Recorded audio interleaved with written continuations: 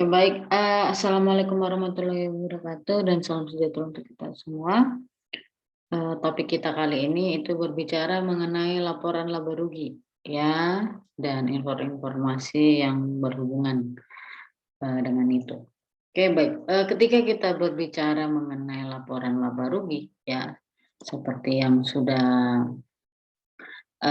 kalian bahas ya di pengantar akuntansi satu, ada juga membahas mengenai laporan laba rugi ya.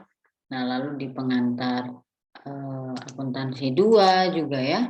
Nah, eee, laporan laba rugi itu kan sering juga disebut dengan income statement ya. Jadi ini adalah laporan yang mengukur ya, mengukur apa? Keberhasilan sebuah perusahaan dalam beroperasi selama periode waktu tertentu. Itu. Nah, laporan laba rugi ini sendiri itu menyediakan informasi yang diperlukan oleh para investor dan kreditor. Untuk apa? Untuk membantu mereka ya baik pihak investor ataupun pihak kreditor itu memprediksi apa jumlah ya, ada jumlah memprediksi seperti apa jumlah arus kas masa depan, ya kan? Lalu penetapan waktunya seperti apa dan ketidakpastian ya mengenai arus kas itu sendiri di masa depan. Oke. Nah, kegunaan laporan laba rugi itu ya kan tadi membantu pemakai laporan keuangan dalam memprediksi arus kas masa depan dengan berbagai cara. Kan contohnya si investor itu ataupun si kreditor itu dapat menggunakan informasi yang terdapat di dalam laporan laba rugi itu.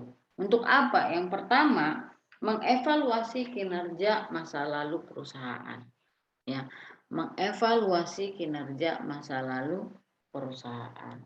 Maksudnya apa? Ya maksudnya dengan mengkaji pendapatan dan beban yang ada dalam laporan laba rugi itu, ya, kita bisa mengetahui bagaimana ya, bagaimana kinerja perusahaan dan membandingkannya dengan para pesaing.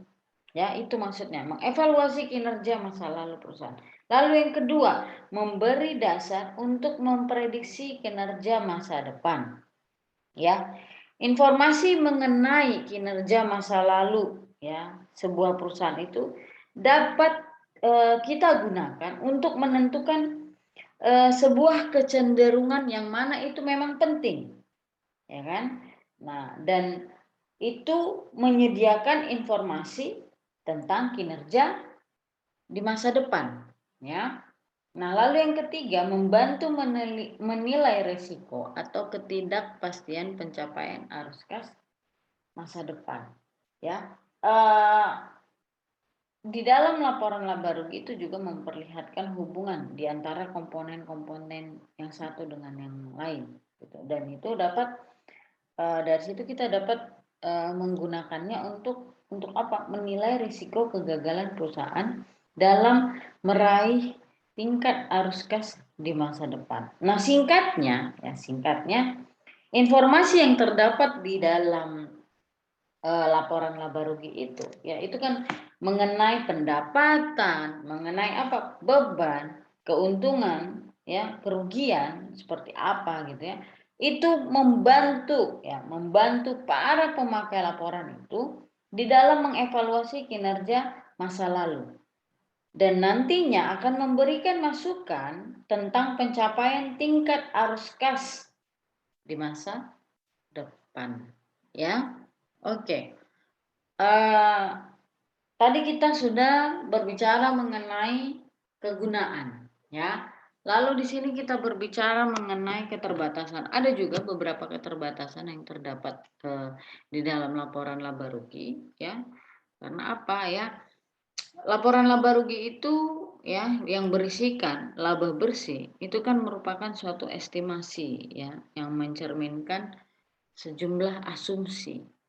Ya, jadi para pemakai laporan laba rugi itu perlu menyadari bahwa ada keterbatasan tertentu dari informasi yang terdapat di dalam laporan laba rugi itu. Apa itu? Yang pertama, pos-pos yang tidak dapat diukur secara akrual, tidak dapat dilaporkan dalam laporan laba rugi.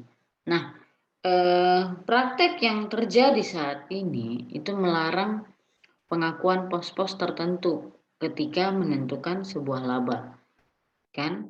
Meskipun pengaruh dari pos-pos yang tidak dimasukkan itu cukup mempengaruhi kinerja perusahaan. Contohnya, ya, keuntungan dan kerugian yang belum terrealisasi atas sekuritas investasi yang mana ini tidak dicatat di dalam laporan laba rugi, ya kan? Nah,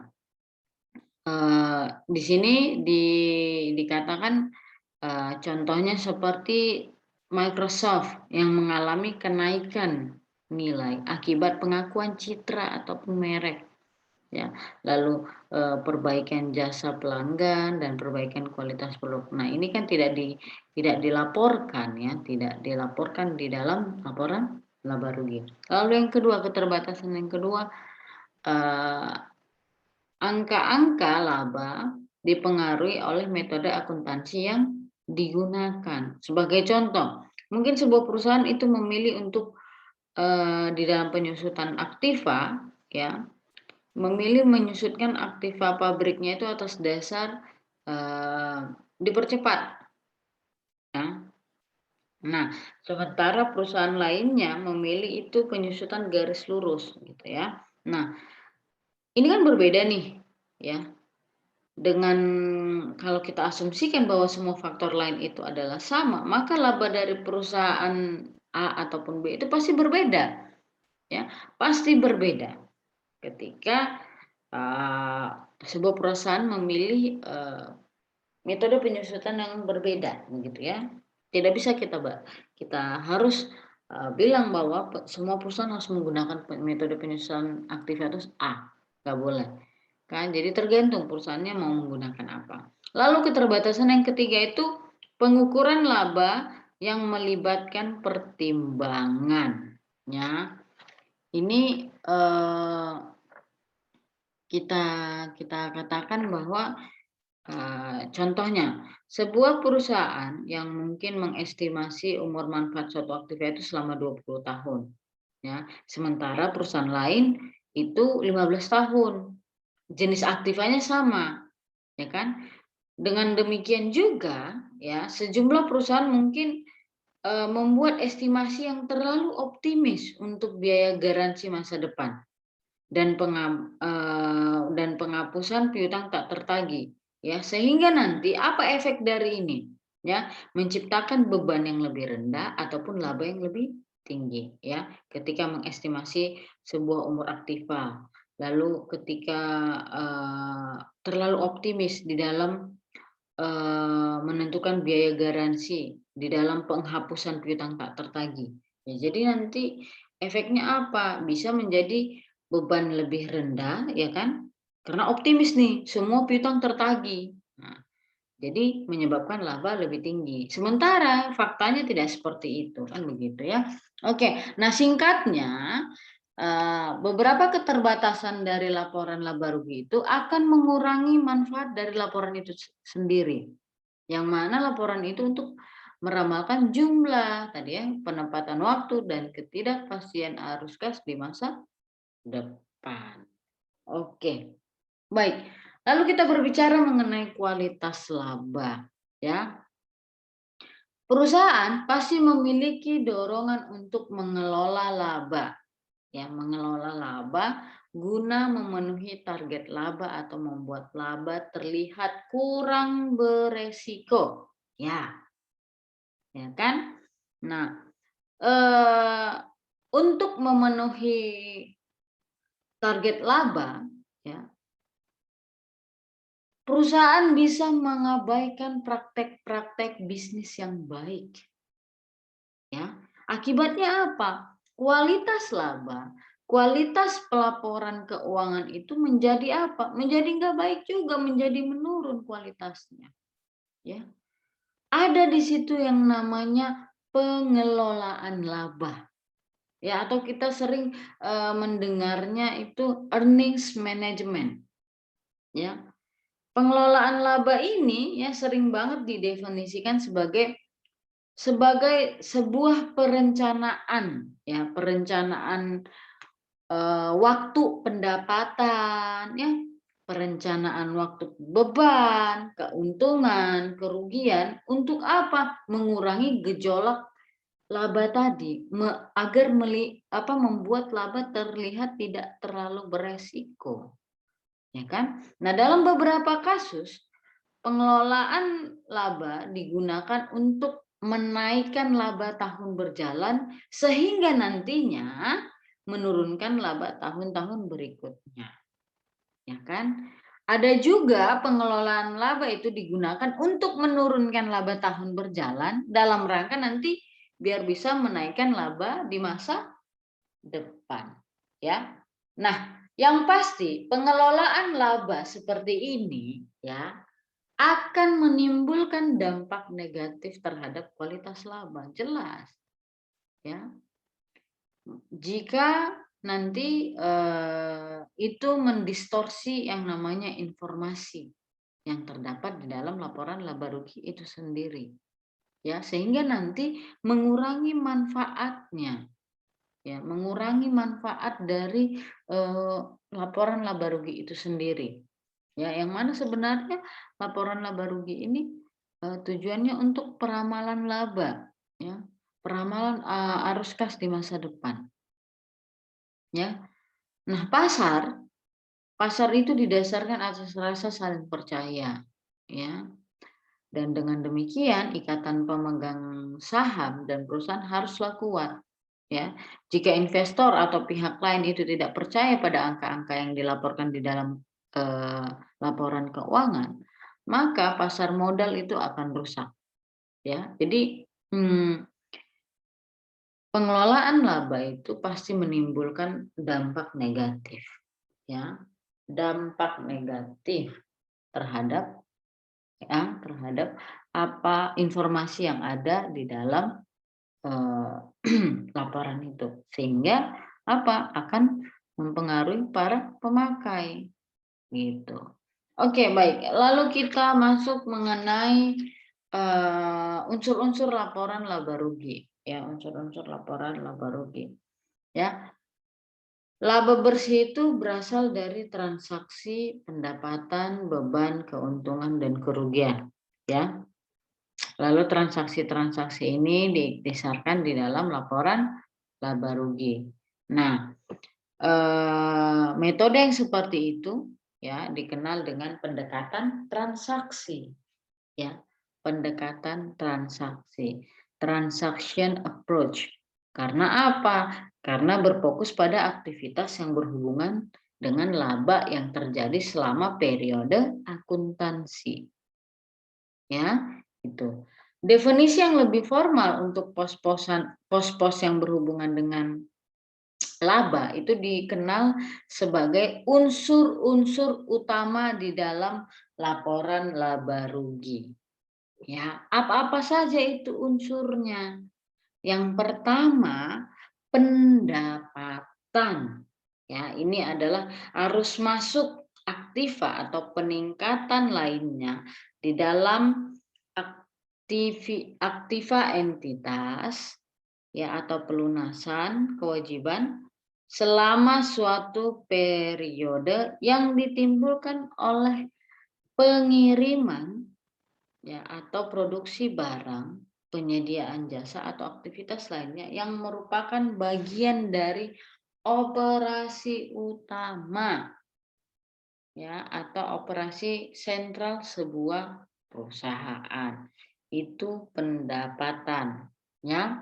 Nah, lalu ketika kita berbicara contoh-contoh lain, ya, pendapatan itu bisa juga di dalam berbagai bentuk. Seperti apa? Ada penjualan, ya, ada honor, ada bunga, ada dividen, ya, ada sewa, ya. Itu contoh-contoh dari akun pendapatan. Lalu unsur yang selanjutnya apa? Beban, ya. Beban itu adalah arus kas, arus keluar ya, arus keluar atau penurunan lainnya dalam aktiva sebuah entitas atau penambahan kewajiban ya selama suatu periode yang ditimbulkan oleh pengiriman atau produksi barang ya, penyediaan jasa atau aktivitas lainnya yang merupakan bagian dari operasi utama atau operasi sentral perusahaan. Ya. Nah, beban bisa juga ya, bentuk-bentuk lain dari beban apa itu? Ya, harga pokok penjualan, cost of goods sold. Ya, lalu ada penyusutan, depresiasi, ya, bunga, ya beban bunga. Ya, ada sewa, beban sewa, ada beban gaji atau beban upah, serta ada pajak, ya, itu. Oke, lalu unsur yang ketiga apa? Gains, keuntungan, ya. Kenaikan ekuitas atau aktiva bersih perusahaan dari transaksi sampingan ya atau insidental kecuali yang dihasilkan dari pendapatan atau investasi pemilik ya. Nah, lalu ada yang keempat itu loss, kerugian. Ya, penurunan ekuitas atau aktiva bersih perusahaan dari transaksi sampingan atau insidental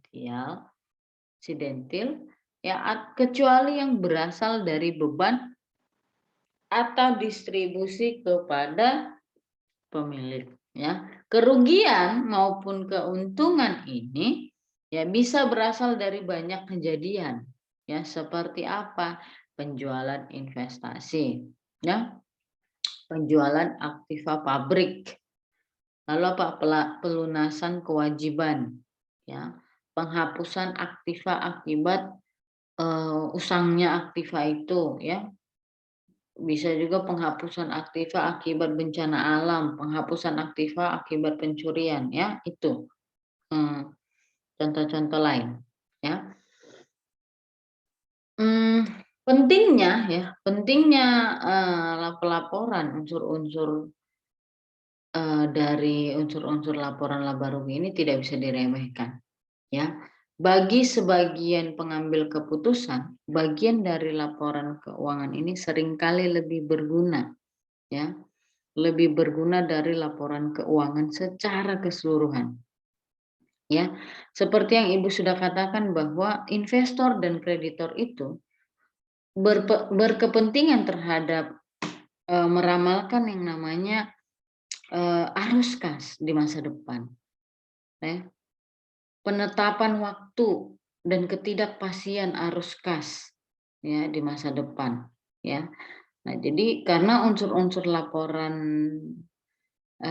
laba rugi itu ditampilkan dalam rincian yang memadai dan dapat dibandingkan ya dari tahun sebelumnya, maka si pengguna atau si pengambil keputusan itu akan lebih baik ya, lebih mampu ya di dalam menilai laba dan arus kas di masa depan. Jadi unsur-unsur ini tidak bisa diremehkan. Oke. Nah, lalu ya ketika kita berbicara mengenai format ya, ini juga sudah pernah dibahas ya di PA1 ya. Format mengenai laporan laba rugi ya. Ada di sini laporan laba rugi bentuk langsung ya. Ya, bentuk langsung ini bisa sering kita dengar itu single step income statement ya, itu. Ya, di dalam laporan single ini hanya ada dua pengelompokan. Apa itu? Pendapatan dan beban. Ya, pendapatan dikurangi dengan beban itu akan menghasilkan laba bersih atau rugi bersih. Nah, jadi istilah langsung di sini muncul karena apa? Karena perhitungan laba bersih itu hanya memerlukan satu pengurangan. Kan? Ya. Oke, sementara pajak penghasilan itu biasanya dilaporkan terpisah sebagai pos terakhir sebelum laba bersih. Ya. Nah, nanti itu akan untuk memperlihatkan hubungannya dengan laba sebelum pajak penghasilan. Ya. Nah, perusahaan menggunakan laporan laba rugi yang bentuk langsung dalam pelaporan keuangannya, ya, karena itu bentuknya sangat sederhana, ya, sangat sederhana. Nah, keunggulan format single step ini terletak pada apa? Kesederhanaan penyajian, ya, kesederhanaan penyajiannya, dan tidak adanya implikasi bahwa satu jenis pos pendapatan atau beban lebih diprioritaskan dari yang lainnya. Ya. Oke. Nah, itu. Jadi bisa kalian dilihat di sini ya, ini dia bentuknya. Ya, di buku kita juga ada di ilustrasi 41. Oke. Itu bentuk single step income statement. Ya, bentuk langsung. Lalu ada laporan laba rugi bertahap. Ya. Beberapa pihak berpendapat bahwa pencantuman data pendapatan dan beban yang lainnya itu membuat laporan laba rugi itu lebih bermanfaat.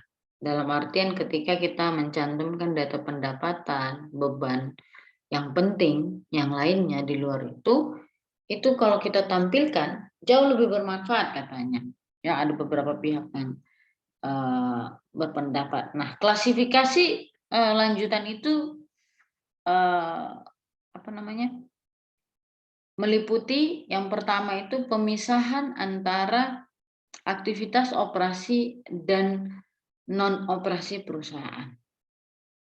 Ya. Pemisahan. Ya, ada aktivitas operasi dan non operasi.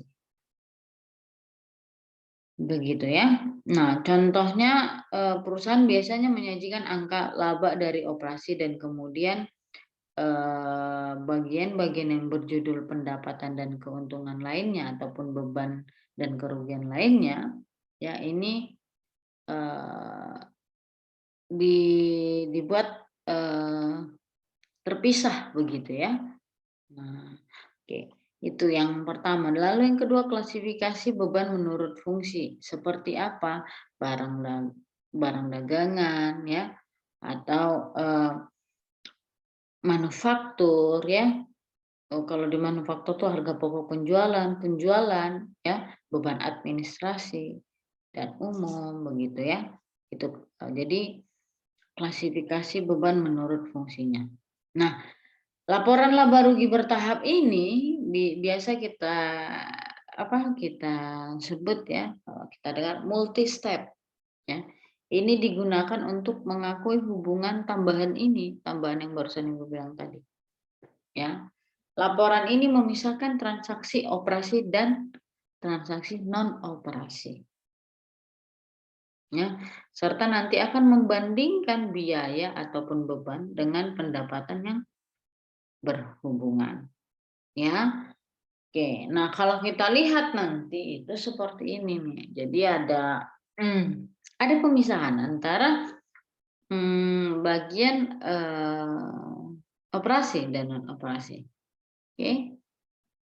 Nih, bagian operasi yang mana, non operasi yang mana. Jadi ada pemisahan. Lalu kita membahas mengenai komponen intermediate dari laporan laba rugi. Ya, jika perusahaan menggunakan laporan rugi bertahap, maka perusahaan tersebut akan menyajikan sebagian atau semua bagian dari sub-sub bagian yang ini. Apa-apa aja di sub-sub bagiannya? Bagian operasi, ya. Bagian operasi ini bagian yang melaporkan pendapatan dan beban dari operasi utama perusahaan. Apa aja tuh? Bagian penjualan ataupun pendapatan, ya. Di sini subbagiannya itu menyajikan apa? Penjualan, ya, diskon, penurunan harga, retur, ya, dan informasi yang berhubungan, ya. Tujuannya apa? Nanti kita akan memperoleh pendapat jumlah bersih dari pendapatan penjualan, ya. Lalu ada bagian non operasi, ya, bagian non operasi. Ya, ini nanti laporan pendapatan dan beban yang berasal dari aktivitas sekunder, ya, atau aktivitas tambahan dari perusahaan. Selain itu, keuntungan dan kerugian khusus jarang muncul. Ya, yang jarang muncul atau yang tidak biasa, tetapi ataupun tidak keduanya, ya biasanya ini nanti dilaporkan dalam bagian ini. Ya, umumnya itu bisa subbagiannya itu ada pendapatan dan keuntungan lainnya atau beban ataupun kerugian lainnya. Lalu yang ketiga, pajak penghasilan. Ya, ini bagian pendek yang melaporkan tentang pajak penghasilan. Ya. Lalu operasi yang dihentikan. Ini keuntungan ataupun kerugian material yang berasal dari disposisi segmen bisnis. Pos-pos di luar, ya, sampai pada akhirnya laba per saham terakhir tuh. Ya, jadi ini komponen-komponen intermediate dari laporan laba rugi. Ya, meskipun nanti isi dari bagian operasi itu selalu sama, namun urutan penyajiannya tidak selalu sama seperti yang diuraikan seperti ini, ya. Nah, pembagian seperti di atas, ya, seperti ini maksudnya, ya, itu memakai klasifikasi beban alami dan umumnya itu digunakan oleh perusahaan manufaktur dan perusahaan dagang di dalam perdagangan yang skala besar, ya. Tapi kalau misalnya klasifikasi beban operasi yang direkomendasi untuk toko-toko retail itu biasanya klasifikasi beban fungsional, ya, yang terdiri dari hanya beban-beban administrasi, ya, penjualan, pembelian, publisitas, ya, itu, ya. Biasanya laporan keuangan itu disajikan kepada pemakai eksternal, tidak serinci laporan manajemen internal.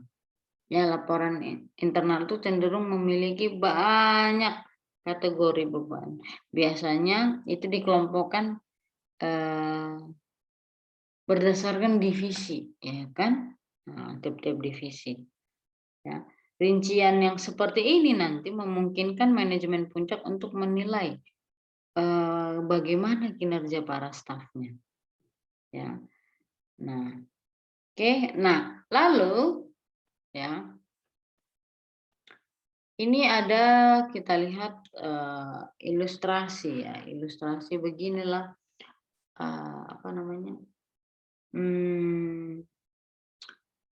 laporan laba rugi bertahap, ya.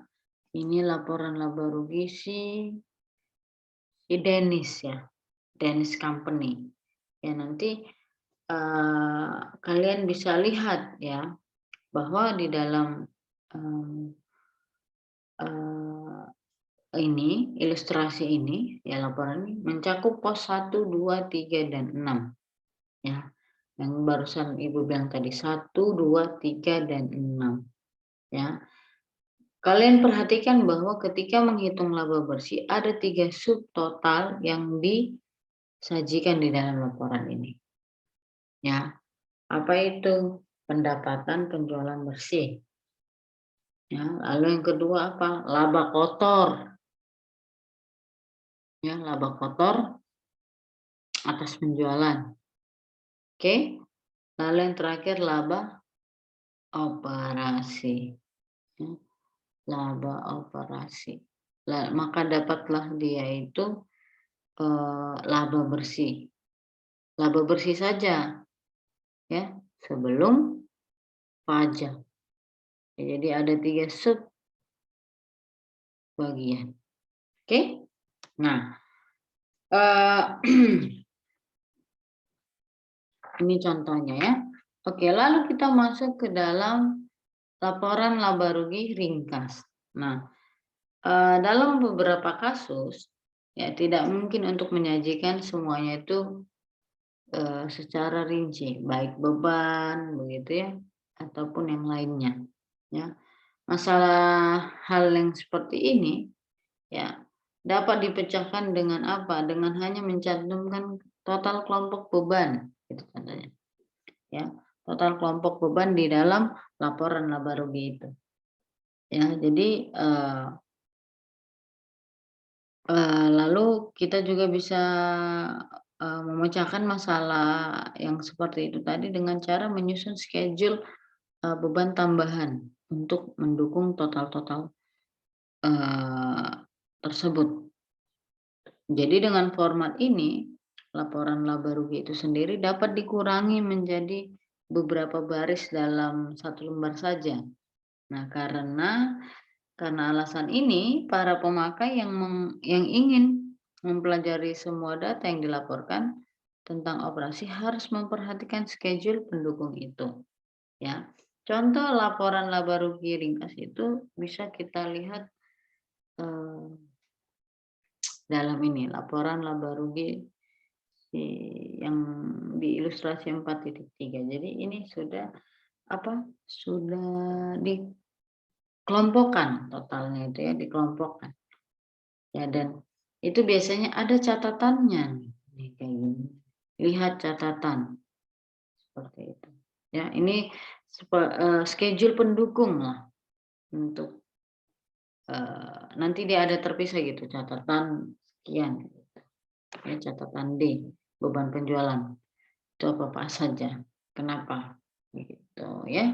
Jadi ketika dilaporkan di laba rugi dia dikelompokkan, tapi tetap ada schedule pendukung. Oke, lalu ada pelaporan pos-pos tidak biasa ya. Nah, baik laporan laba rugi bentuk langsung maupun bertahap yang telah kita bahas tadi, GAAP memperbolehkan fleksibilitas di dalam penyajian komponen laba. Namun, terdapat dua bidang yang penting yang telah dikembangkan oleh FASB sebagai pedoman khusus. Ya, sebagai pedoman khusus, apa yang perlu dicantumkan sebagai laba dan bagaimana pos-pos tidak biasa atau luar biasa tersebut dilaporkan. Gitu. Ya. Nah, kita membutuhkan praktek pelaporan laba yang konsisten dan dapat dibandingkan untuk menghindari apa?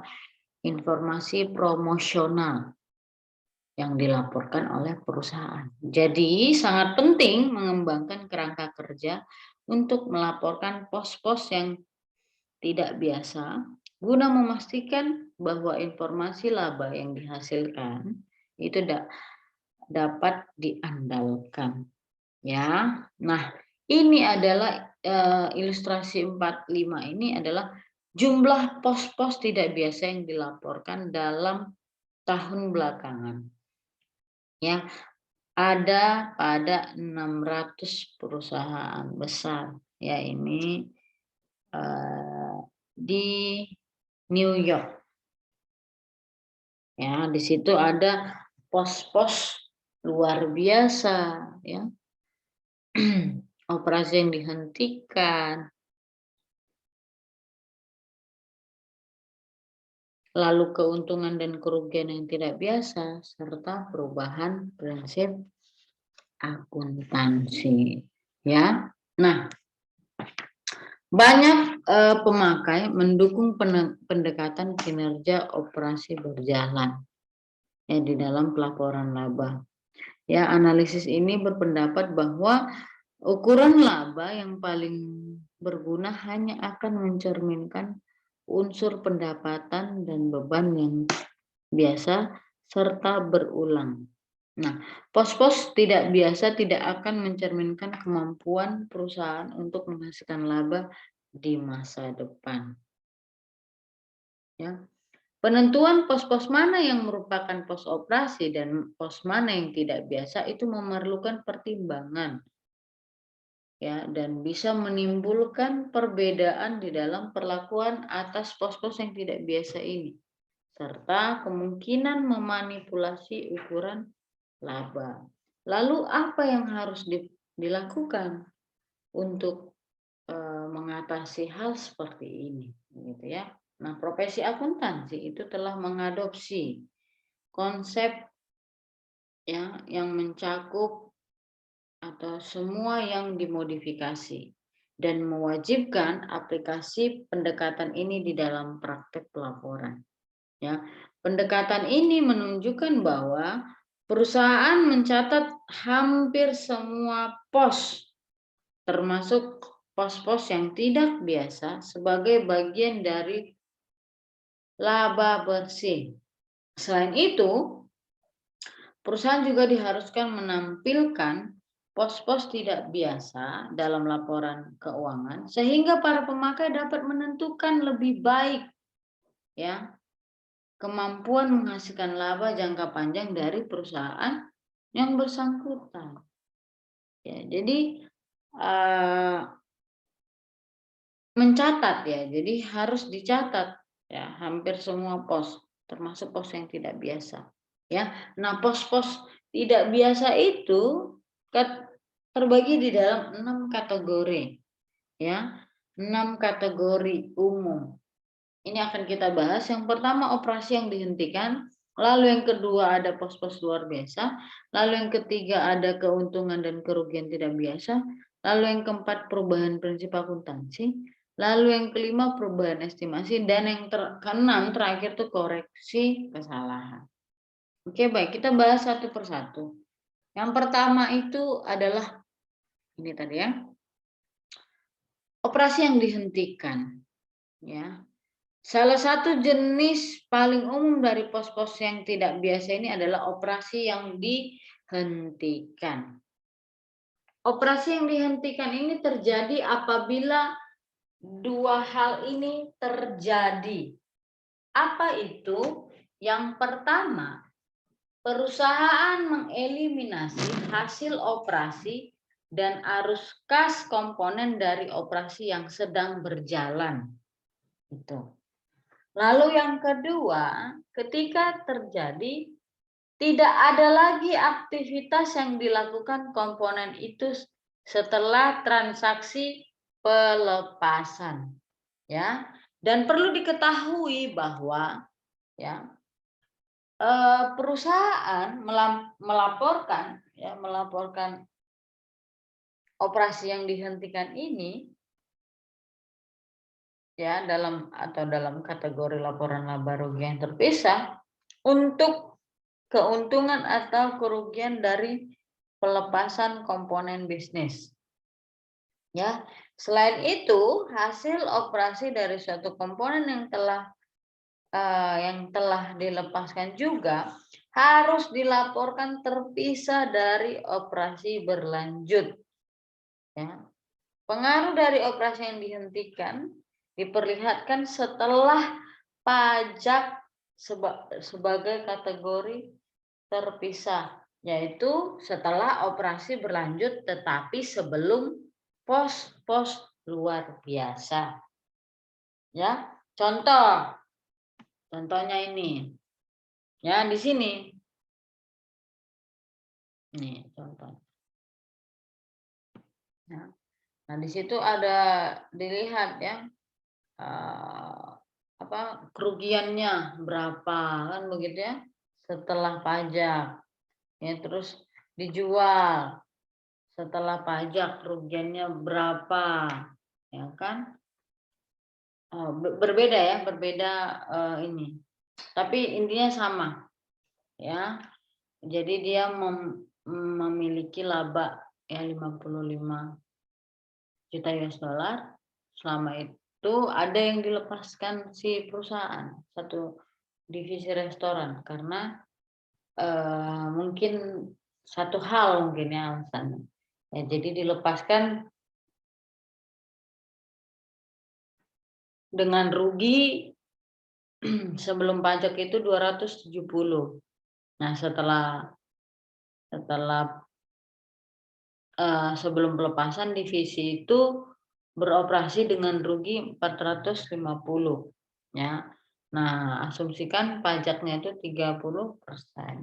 Jadi di situ kita bisa lihat ya bahwa operasi yang dihentikan itu dilaporkan secara terpisah setelah laba dari operasi berlanjutnya. Ini kan kelihatan. Oke, lalu kita bahas yang kedua, pos-pos tidak biasa. Ya, pos-pos tidak biasa ini didefinisikan sebagai pos material yang jarang muncul, ya, yang jarang muncul, yang secara signifikan ya berbeda dengan aktivitas bisnis utama perusahaan. Kriteria-kriteria untuk menentukan apakah ini ya pos-pos luar biasa adalah yang pertama, pos-pos luar biasa itu adalah kejadian, ya. Kejadian dan transaksi yang dibedakan oleh sifatnya yang tidak biasa. Artinya jarang terjadinya, ya. Kriterianya apa? Yang pertama bersifat tidak biasa. Bersifat tidak biasa itu maksudnya apa? Kejadian atau transaksi ya yang mendasari harus memiliki tingkat abnormalitas yang tinggi dan merupakan jenis yang secara jelas tidak berhubungan dengan atau hanya bersifat insidentil berkaitan dengan aktivitas normal atau aktivitas umum perusahaan dengan memperhitungkan lingkungan di mana perusahaan beroperasi. Artinya tidak biasa, bersifat tidak biasa. Itu dikatakan pos-pos luar biasa. Lalu jarang terjadi. Ya, jarang itu terjadi. Oke. Nah, untuk klarifikasi lebih lanjut, keuntungan dan kerugian yang bukan termasuk pos-pos luar biasa itu ada beberapa ya, ada 6 poin ya di buku kita itu ya. Kita bisa lihat penurunan atau penghapusan piutang ya, itu bukan pos luar biasa. Keuntungan ataupun kerugian dari pertukaran ya, keuntungan ataupun kerugian dari pelepasan komponen, dari penjualan atau pembebasan, pengaruh pemogokan, penyesuaian akrual ya, itu bukan bukan pos-pos luar biasa. Karena apa? Karena bersifat biasa dan memang diperkirakan akan terjadi sebagai bagian dari aktivitas bisnis ya. Itu. Jadi yang kategori-kategori yang 6 tadi itu bukan merupakan pos luar biasa. Nanti kalian bisa baca di bukunya. Oke? Oke. Nah, yang dikatakan pos-pos sebuah kejadian itu dikatakan pos bahwa ini pos-pos luar biasa ketika memang memenuhi kriteria yang 2 tadi itu. Bersifat tidak biasa dan jarang terjadi. Nah, ini yang akan diklasifikasikan sebagai pos luar biasa. Ya. Misalnya jika hal itu merupakan hasil dari bencana alam ya, terus penyitaan pemerintah asing, lalu undang-undang ya, larangan menurut undang-undang ya, itu boleh katakan. Nah, tapi ada lagi yang sebuah situasi yang dikatakan tidak biasa dan jarang terjadi ya. Oke, contoh nih. Contohnya sebuah mengenai pos luar biasa ya, ada sebuah perusahaan mengalami kerugian sekitar 36 juta ya. Ini pengusaha hutan dan kayu begitu ya. Nah, jadi akibat aktivitas Gunung Merapi ya. Pohon-pohon dan kayu-kayu tadi itu, bangunan peralatan itu ya hancur oleh ledakan gunung berapi, ya. Nah, ini contohnya. Dalam menentukan apakah pos itu luar biasa atau tidak, lihat lagi lingkungan tempat perusahaan itu beroperasi. Nah, itu menjadi pertimbangan utama, ya. Lingkungan ini merupakan faktor-faktor seperti karakteristik industrinya, ya, lokasi geografisnya, serta sifat dan bagaimana peraturan pemerintah itu. Jadi FASB itu menyatakan bahwa perlakuan atas pos-pos luar biasa ini, ya, karena kerugian akibat misalnya badai salju yang dialami sebuah produsen tembakau, ya, adalah misalnya itu tepat terjadi gitu ya, akibat badai salju yang mana di lokasi itu memang jarang terjadi, begitu. Nah, itu bisa dikatakan sebagai pos luar biasa. Tetapi pada sisi lain, misalnya ada sebuah produsen jeruk di Florida itu tidak bisa mengatakan bahwa itu sebagai pos luar biasa, karena bisa saja perkebunannya itu rusak misalnya karena badai salju. Tetapi kita ketahui di Florida itu memang dialami setiap 3 atau 4 tahun sekali. Jadi itu bukan pos luar biasa begitu ya. Ya, jadi tergantung ya, tergantung lingkungan tempat perusahaan beroperasi. Ya, itu menjadi pertimbangan yang utama begitu ya. Nah, pos-pos luar biasa ini harus disajikan dalam jumlah bersih setelah pajak ya, dalam bagian terpisah di laporan laba rugi. Biasanya tepat sebelum laba bersih. Ya, setelah mencantumkan pendapatan yang biasa, ya, biaya dan beban serta pajak penghasilan, ya, yaitu bagian akhir dari laporan laba rugi. Ya, nanti akan kelihatan seperti ini. Ya, itu dia. Jadi pos-pos luar biasa itu, ya, ini dia di sini. Ini dia. Oke. Oke. Nanti kalian juga bisa lihat lebih lanjut, sama ya, contoh-contoh ini bisa kalian lihat di buku kita.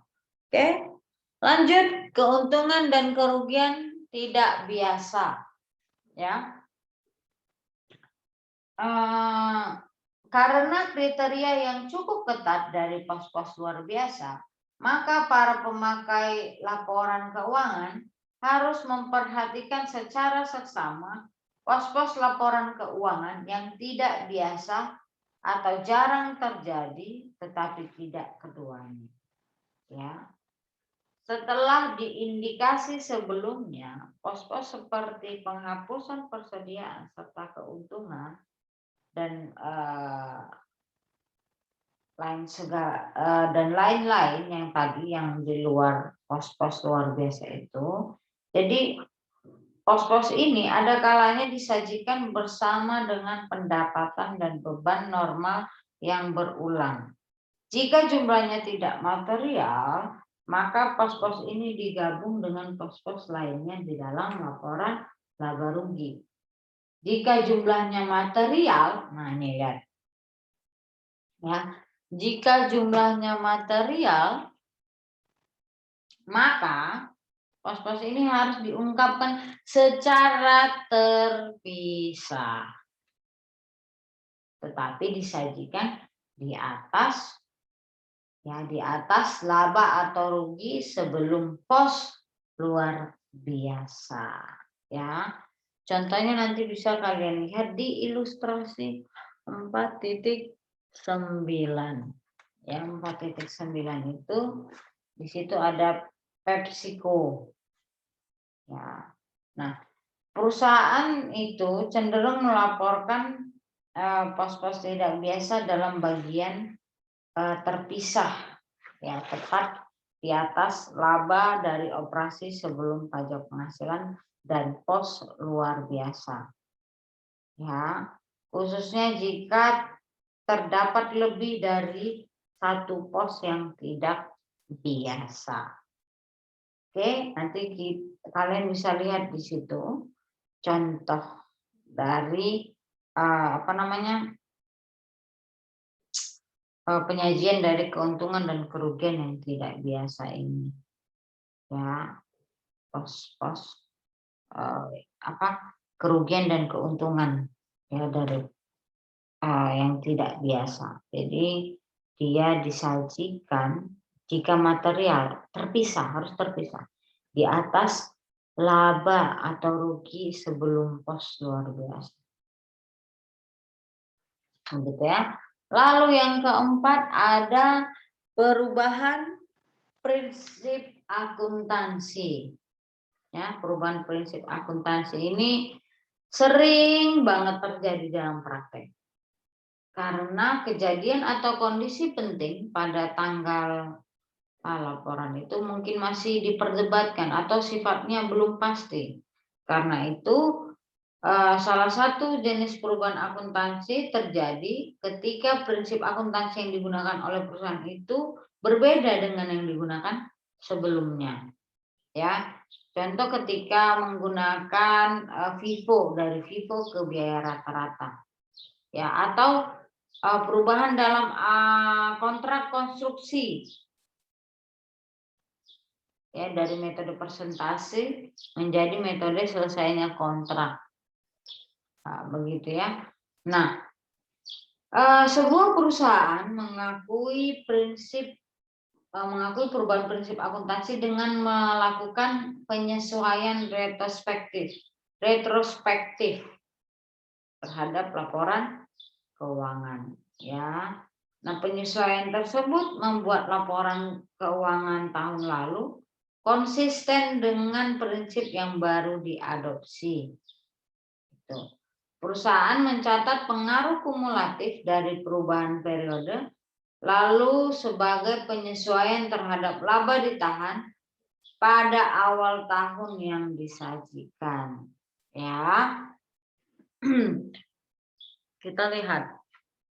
Ya, di dalam buku kita itu, ya, terdapat contoh ilustrasi 410 sama 411.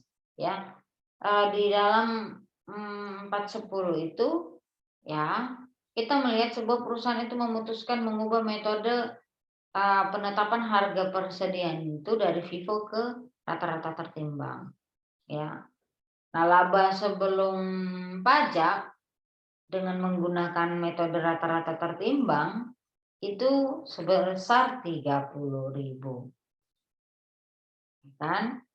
Nah, ilustrasi dari 410 itu seperti apa? Seperti yang ditampilkan di ilustrasi 410 itu, bahwa di situ menghitung perubahan prinsip akuntansi. Jadi akan kelihatan ketika menggunakan FIFO, ketika menggunakan metode rata-rata tertimbang, dan bagaimana kelebihan FIFO atas metode rata-rata tertimbang. Lalu kita masuk ke ilustrasi 411 itu, ya, menunjukkan informasi yang disajikan di dalam perusahaan itu berdasarkan tarif pajak 30%. Gitu. Laba sebelum pajaknya seperti apa, pajak penghasilan seperti apa, sehingga dapatlah laba bersihnya. Jadi berdasarkan pendekatan retrospektif tadi itu, perusahaan memasukkan kembali angka laba tahun lalu menurut metode yang baru diadopsi. Ya, itu. Nanti lihat di bukunya. Oke, lalu yang kelima ada perubahan estimasi. Nah, perubahan estimasi, ya. Estimasi itu selalu melekat di dalam proses akuntansi. Sebagai contoh, ya, perusahaan mengestimasi nilai sisa aktiva, umur manfaatnya, ya, seperti itu. Ya, perubahan estimasi, ya, semacam ini disajikan di dalam periode terjadinya perubahan itu. Ya, jika memang mempengaruhi periode bersangkutan atau dalam periode terjadinya perubahan itu. Ya. Nah, contoh untuk mengilustrasikan ya,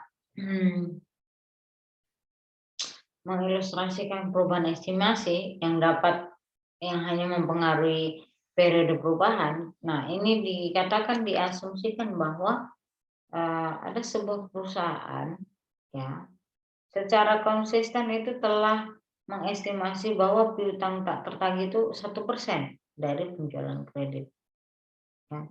Namun pada tahun 2006 ya perusahaan tadi itu mengestimasi bahwa piutang tak tertagih itu direvisi menjadi 2%. Artinya 2 kali lipat kan dari tahun-tahun sebelumnya. Yang tarif sebesar 2% ini ya diperlukan untuk mengurangi piutang usaha. Ya dong, ketika kita naikkan persentasenya, maka akan mengurangi piutang usaha. Ya. Yang mana piutang usaha ini nilai bersih yang dapat direalisasikan, kan begitu ya. Jadi mengurangi ya dengan menggunakan 2% tadi sebagai dasar estimasi baru atas jumlah beban piutang tak tertagih, maka contohnya saja di estimasi yang 2% itu naik menjadi 240 atau 2 kali lipat dari tahun sebelumnya yang sebesar 1%. Maka ya dicatat seperti apa? Ya, provisi itu dicatat seperti apa? Beban piutang tak tertagih pada penyisihan piutang tak tertagih sebesar 240 ya. Nah, keseluruhan perubahan estimasi ini akan dimasukkan ke dalam laba 2006 ya. Karena perubahan itu tidak mempengaruhi periode masa depan. Ya. Perubahan estimasi ini tidak ditangani secara retrospektif, tetapi dikompensasi ke belakang untuk menyesuaikan tahun sebelumnya. Ya, seperti itu. Perubahan estimasi itu tidak dipandang sebagai kesalahan atau pos-pos luar biasa. Oke? Nah, lalu ada yang keenam, kesalahan koreksi. Ya. Kesalahan itu bisa terjadi karena kesalahan matematis. Bisa terjadi di dalam kesalahan mengaplikasikan prinsip akuntansi. Ya, atau bisa salah di dalam menggunakan fakta-fakta yang ada pada waktu penyusunan laporan keuangan. Jadi banyak. Nah, sehingga kalau itu terjadi, maka perusahaan harus mengoreksi kesalahan itu dengan cara membuat ayat jurnal yang tepat pada akun yang terkait dan melaporkan koreksi tersebut dalam laporan keuangan. Ya, koreksi kesalahan itu tadi diperlakukan sebagai penyesuaian periode sebelumnya. Yang mana itu serupa dengan perubahan prinsip akuntansi. Ya. Contohnya ya sebagai ilustrasi ya, contohnya di situ ada perusahaan menentukan bahwa menetapkan terlalu tinggi piutang dan pendapatan penjualan sebesar 100.000 di tahun 2007. Nah, pada tahun 2008 si perusahaan itu membuat ayat jurnal untuk mengoreksi kesalahan yang tadi. Ya, kita anggap kita abaikan pajak penghasilan, ya. Jadi jurnal yang dibuat laba ditahan pada piutang usaha sebesar 100.000. Ya, laba ditahan itu didebit karena pendapatan penjualan. Ya, yang dilaporkan terlalu tinggi. Oke. Nah, dan piutang itu ya karena itu laba bersih ya. Nah, piutang itu dikredit ya. piutang itu dikredit untuk mengurangi saldo yang dinyatakan terlalu tinggi tadi. Jadi jumlahnya benar begitu. Jadi piutang dikredit, laba ditahan di debit. Lalu kita lanjut, kita berbicara mengenai masalah pelaporan khusus, alokasi pajak intraperiode. Ya, perusahaan melaporkan pos-pos tidak biasa kecuali keuntungan dan kerugian tidak biasa pada laporan laba rugi atau laporan laba ditahan bersih setelah pajak. Ya, nah inilah yang dinamakan dengan alokasi pajak intraperiode. Perusahaan melaporkan semua pos-pos tidak biasa kecuali keuntungan dan kerugian yang tidak biasa tadi. Itu. Nah, alokasi ini mengaitkan beban pajak penghasilan dari periode fiskal dengan pos-pos khusus yang meningkatkan jumlah provisi pajak. Alokasi pajak intraperiode membantu para pengguna laporan keuangan memahami dengan lebih baik dampak pajak penghasilan terhadap berbagai komponen laba bersih.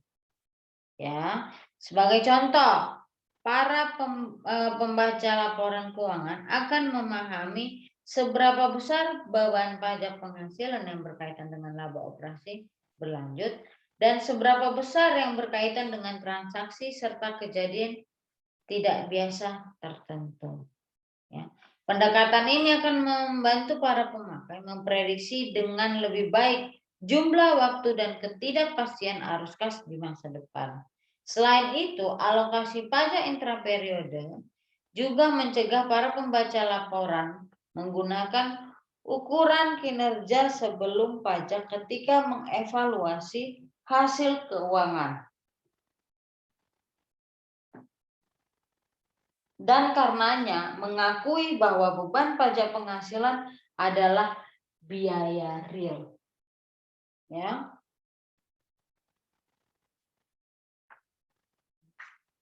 Oke, alokasi pajak intraperiode dalam laporan laba rugi itu digunakan untuk pos-pos berikut.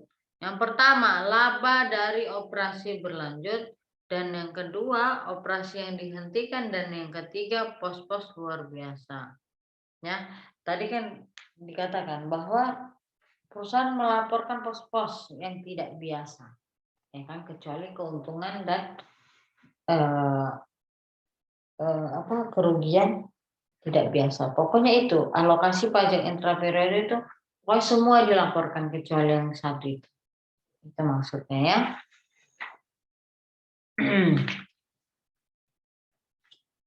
Nah, lalu kita bahas mengenai laba per saham. Ya, laba per saham. Nah, ini hasil operasi perusahaan biasanya diiktisarkan dalam satu angka penting, yaitu laba bersih. Namun karena pengiktisaran ini seolah-olah belum cukup, ya belum cukup sebagai bentuk penyederhanaan di dalam dunia keuangan, ya, maka yang dikenal lagi indikator bisnis yang paling signifikan itu laba per saham, ya kan? Jadi perhitungan dari laba per saham ini sifatnya langsung, ada rumusnya. Ya, rumusnya apa? Laba bersih dikurangi dividen saham preferen dibagi dengan rata-rata tertimbang saham biasa yang beredar. Ya, itu. Contohnya apa? Contohnya misalnya seperti ini, ada contoh, ya. Nah, kita tinggal masukkan ke dalam rumus, maka kita dapat berapa earnings per share-nya, kan, laba per sahamnya. Ya. Nah, jadi ini memperlihatkan bahwa mengukur jumlah dolar yang dihasilkan oleh selembar saham biasa. Tetapi bukan jumlah dolar yang dibayarkan kepada pemegang saham, ya. Bukan. Jadi jumlah dolar yang dihasilkan oleh per lembarnya. Itulah laba per saham. Ya. Jadi laba per saham ini ya karena memang penting, maka ini harus diungkapkan pada laporan laba rugi ya. Jadi nanti kita akan lihat pada di bawah itu nanti ada itu laba per saham begitu ya.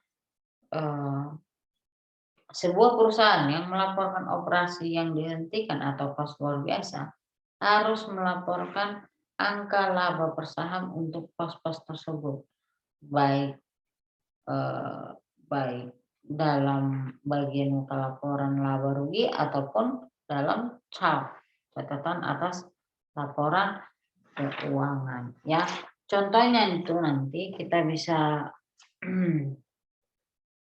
perhatikan di situ ada laporan laba rugi.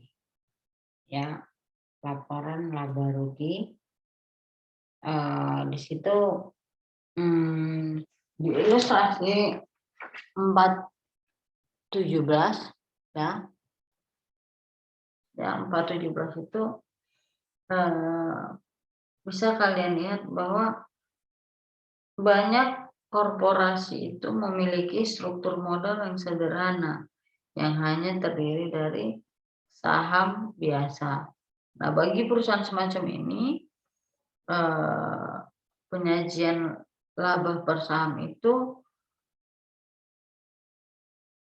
adalah tepat. Namun dalam banyak hal laba per saham perusahaan itu dapat terkena pengurangan di masa depan karena keberadaan kontingensinya memungkinkan penerbitan saham biasa tambahan. Singkatnya, ya, kesederhanaan dan ketersediaan angka laba per saham dapat membuat angka ini digunakan secara luas. Karena begitu penting bagi publik, maka angka laba per saham ini harus disajikan seberarti mungkin. Jadi harus memang disajikan laba per saham ini. Ya, lalu kita lihat laporan laba ditahan. Ya, laporan laba ditahan ini laba bersih tadi itu ya akan menaikkan laba ditahan. Ya, benar. Ya, laba ditahan. Ya, ketika ada laba bersih maka akan menaikkan laba ditahan. Dan rugi bersih itu akan menurunkan laba ditahan. Sementara itu, baik dividen tunai maupun dividen saham akan menurunkan laba ditahan juga. Nah, perubahan prinsip akuntansi dan penyesuaian periode sebelumnya bisa juga menaikkan ataupun menurunkan laba ditahan. Ya, informasi yang berhubungan dengan laba ditahan itu bisa ditunjukkan dengan beberapa cara. Contohnya ya, ketika pada ilustrasi ini ada ya sebuah perusahaan. Nah, ini menyajikan sebuah laporan laba ditahan. Ya, nah kita lihat di situ. Nah, rekonsiliasi antara saldo awal dengan saldo akhir laba ditahan menyediakan informasi tentang mengapa aktiva bersih itu meningkat ataupun menurun selama periode tahun berjalan. Ya. Asosiasi antara distribusi dividen dengan laba bersih di periode berjalan itu mengindikasi apa yang harus dilakukan manajemen terhadap laba. Manajemen mungkin menanamkan kembali ya sebagian atau seluruhnya ya si laba tadi ke dalam bisnis. Ya.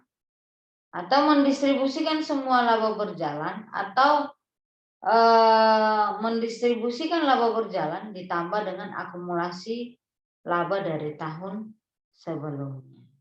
Jadi akan kelihatan di situ ya kenapa aktiva bersih itu meningkat atau kenapa aktiva bersih itu menurun. Dilihat berapa laba ditahan di awal, ya kan? Ya, terus berapa laba bersihnya itu akan meningkatkan laba ditahan, lalu dikurang dengan berapa dividen yang dibagikan kepada pemegang saham, baik itu dividen tunai maupun dividen saham. Gitu. Ya. Dividen tunai ataupun saham itu mengakibatkan apa? Penurunan dari laba ditahan, jelas ini. Nih, plus. Nih, oke. Nah, baik. Lalu berbicara mengenai pembatasan laba ditahan, ya. Dalam beberapa kasus perusahaan memindahkan jumlah laba ditahan yang dibatasi ke akun yang berjudul laba ditahan diapropriasi. Karena itu, bagian laba ditahan dapat dilaporkan dua jumlah yang terpisah. Yang pertama, laba ditahan yang bebas, tidak dibatasi, atau yang kedua, laba ditahan yang dibatasi. Total dari kedua jumlah ini sama dengan total laba ditahan. Ya, jadi bisa ya dalam beberapa kasus ya laba ditahan itu dibagi dua begitu. Ya, dilaporkan dalam dua jumlah yang terpisah, yang tidak dibatasi dan dibatasi. Gitu ya. Tapi total dari kedua ini yang tidak dibatasi yang dibatasi itu merupakan jumlah laba ditahan. Lalu kita masuk ke laba komprehensif. Ya, laba komprehensif ini kan perusahaan biasanya memasukkan semua pendapatan, beban, keuntungan, dan kerugian itu dalam laba yang diakui selama periode berjalan. Ya, pos-pos yang diklasifikasi dalam laporan laba rugi ini dapat memudahkan para pembacanya itu memahami segala apa yang ada di dalam laporan itu, kan begitu ya. Nah, dalam tahun terakhir ini penggunaan nilai wajar untuk mengukur aktiva dan kewajiban itu semakin meningkat. Ya, lebih jauh pelaporan keuntungan dan kerugian terkait perubahan nilai wajar mungkin telah menimbulkan perdebatan tentang pelaporan laba. Karena nilai wajar itu terus bertambah. Beberapa pihak berpendapat bahwa mengakui keuntungan ataupun kerugian ya itu dapat menyesatkan. Ya dapat menyesatkan. Nah, FASB yang setuju dan mengidentifikasi beberapa transaksi yang harus dicatat secara langsung pada ekuitas pemegang saham. Salah satu contohnya adalah keuntungan dan kerugian yang belum direalisasi atas sekuritas yang tersedia untuk dijual. Ya. Keuntungan dan kerugian tersebut tidak dimasukkan di dalam laba bersih, sehingga mengurangi volatilitas laba bersih akibat fluktuasi nilai wajar. Pada saat yang sama, pengungkapan keuntungan dan kerugian yang potensial itu harus disediakan. Ya. Pos-pos yang melewati laporan laba rugi akan dimasukkan menurut konsep laba komprehensif. Ya, laba komprehensif meliputi semua perubahan ekuitas selama satu periode kecuali perubahan aktivitas investasi oleh pemilik dan distribusi kepada pemilik. Ya, jadi itu semua ya laba komprehensif itu semua. Ya, FASB sendiri itu memutuskan bahwa komponen dari laba komprehensif lainnya itu harus disajikan dengan salah satu dari 3 cara berikut ini. Ya, ada cara menyajikan ya laba komprehensif itu ya. Bisa yang pertama itu laporan laba rugi. Ya, keduanya yang terpisah. Nah, terpisah jadinya. Ya, ada laporan laba rugi, ada laporan laba komprehensif. Begitu, terpisah. Atau yang kedua, laporan laba rugi dan laporan komprehensifnya itu digabung, ya digabung. Atau yang ketiga, sebagai bagian dari laporan ekuitas pemegang saham, ya. Itu bisa kalian perhatikan, ya, di buku kita, ya, di ilustrasi 419 dan 420. Jadi situ kelihatan, ya, laporan laba rugi itu yang pertama terpisah, ya. Jadi memang laporan komprehensif ini memang harus disajikan, gitu. Harus disajikan, ditampilkan, ya. Bisa dengan cara yang pertama itu terpisah, yang kedua itu digabung, yang ketiga sebagai bagian dari laporan ekuitas pemegang saham. Lalu kita lanjut ke ini, ya. Nanti bisa dilihat di dalam PPT-nya Ibu, ya, ini dia, ya. Nah, lalu masuk kita ke dalam penyajian neraca. Nah, terlihat di sini bahwa mau gimana pun format yang dipakai, ya, terserah mau yang format 1, 2, 3, ya, terserah. Akumulasi laba komprehensif lainnya itu, ya, yang sebesar 90.000 US dollar itu dilaporkan dalam bagian ekuitas pemegang saham. Ya, dilaporkan di dalam stockholders equity. Nah, ini dia. Ini dia tadi itu. Ya, laba komprehensif tadi itu. Dilaporkan di dalam stockholders equity. Ekuitas pemegang saham. Ya, dengan menyediakan informasi tentang komponen laba komprehensif serta total akumulasi, ya, laba komprehensif lainnya, perusahaan mengkomunikasikan informasi semua informasi tentang perubahan aktiva bersih. Ya, dengan informasi yang seperti ini, ya, para pemakai laporan keuangan akan mampu memahami dengan lebih baik lagi kualitas laba sebuah perusahaan. Oke, baik, sampai di situ penjelasan Ibu. Akhirnya, Assalamualaikum warahmatullahi wabarakatuh dan salam sejahtera untuk kita semua.